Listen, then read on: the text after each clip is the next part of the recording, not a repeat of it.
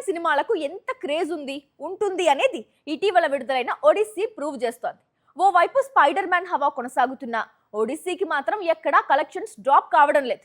దీంతో ఈ చిత్రం ఇప్పుడు నోలన్ ఫిల్మ్ కెరియర్ లోనే బిగ్గెస్ట్ హిట్ గా నిలిచింది.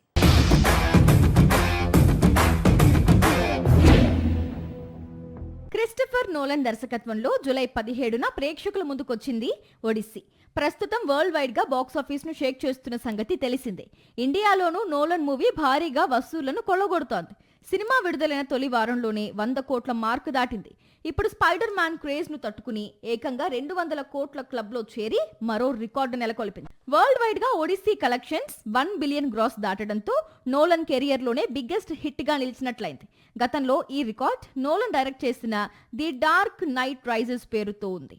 తన కెరియర్ లో బిగ్గెస్ట్ హిట్ అందుకోవడానికి నోలన్ కు 14 ఏళ్లు పట్టింది. ఇంకా ఈ చిత్రం చైనా, జపాన్ లాంటి కీలక అంతర్జాతీయ మార్కెట్స్ లో రిలీజ్ కావాల్సి ఉండగా రానున్న రోజుల్లో వసూళ్లు మరింత పెరిగే అవకాశాలు కనిపిస్తున్నాయి. ఒడిస్సీ దాదాపు $250 మిలియన్ నిర్మించారు క్రిస్టఫర్ నోలన్. అంటే భారతీయ కరెన్సీలో 2000 కోట్ల పైమాటే. సినీ చరిత్రలోనే తొలిసారిగా ఈ చిత్రాన్ని పూర్తిగా ఐమాక్స్ 70mm కెమెరాలతో తెరకెక్కించడం మరో రికార్డ్. అందుకు తగ్గట్లే ఈ చిత్రం ఐమాక్స్ లో అత్యధిక వసూళ్లను రాబట్టిన చిత్రంగా రికార్డుల్లోకెక్కింది.